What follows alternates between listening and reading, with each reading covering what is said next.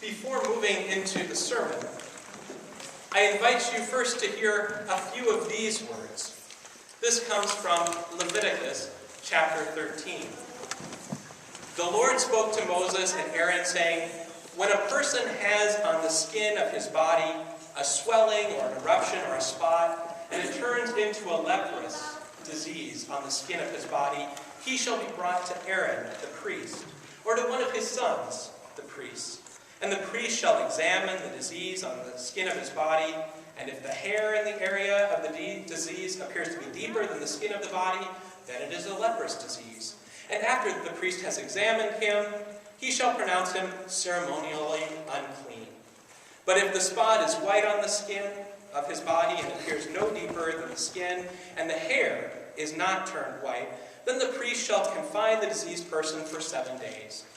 The priest shall examine him on the 7th day, and if he sees that the disease is checked, and the disease has not spread to the skin, then the priest shall confine him 7 days more. The priest shall examine him again on the 7th day, and if the disease has not spread to the skin, the priest shall pronounce him clean. He shall wash his clothes, and he shall be clean." Now this continues on for another 3 pages, all about diseased skin and the challenges and people being excluded. And then we get to these verses of chapter 13, verses 45 and 46. "The person who has the leprous disease shall wear torn clothes, and let the hair of his head be disheveled, and he shall cover his upper lip, and he shall cry out, 'Unclean! Unclean!' And he shall remain unclean as long as he has the disease. He is unclean. He shall live alone, and his dwelling shall be outside of the camp."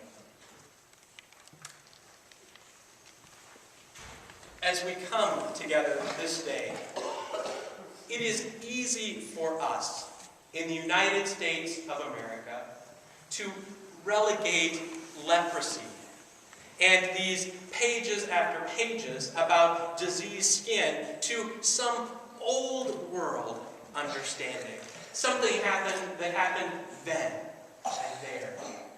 Now I know some of you have spent significant time in India and have seen, perhaps with your own eyes, that this idea of skin disease and leprosy is not just some old world situation. There are elements of it today, alive in our world. And then there are other ways in which this passage speaks to us beyond just skin and skin care or disease and who is welcome or unwelcome. It calls us to think about how are we invited to be a home, a place of healing, a place of renewal, for those who have been cast outside, those who are struggling with what it means for them in society, those who perhaps wear the invisible signs on their forehead or on their shoulder saying, "You're not welcome," those whom Jesus reaches out to in pity, or in another word that is common in the Greek or another translation, in anger at the situation, and says, "I choose. Be healed. Be made clean. Be welcome back." Some of you perhaps listen to This American Life, and a pastor friend of mine happened to be listening to it recently and heard a story of a woman who lives in Alabama. She's Latina. After Alabama passed the toughest, or one of the toughest, immigration laws in the country, she went to her church, thinking that this would be a place of solace, of comfort. Now, the title of this program was called Unintended Consequences, because when this woman showed up at church, she participated in their life together as a community. And then guess what happened? They, like many other congregations, had the passing of the peace. The passing of the peace. And this woman went to pass the peace. And no one would pass the peace with her. Because you see in the law that was passed in Alabama, if you affiliate with someone who is undocumented, or as some would say, illegal, then you can be brought up on charges. So rather than allowing this time of peace and of God's healing and reconciliation within the congregation, what took place was fear. Fear of this law that was passed. Imagine being in a place where you go for worship and going to extend your hand.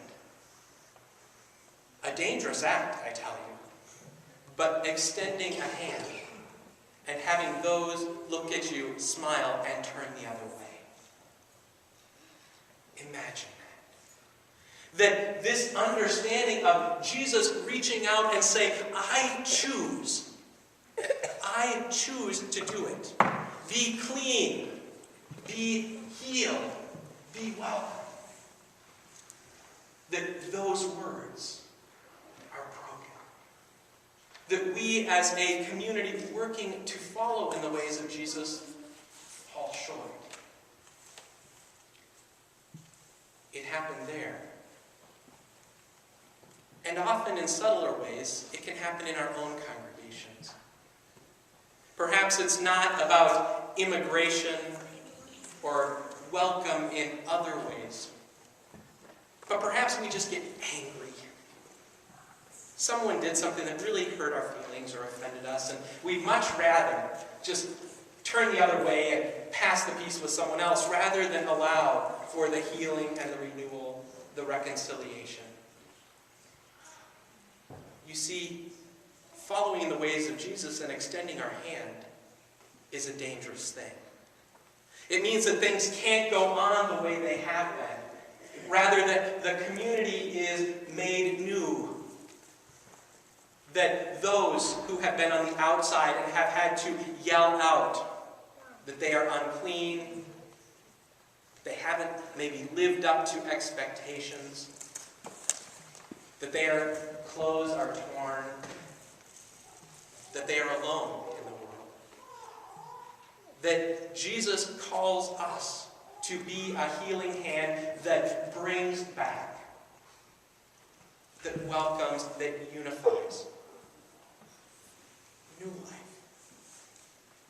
Healing.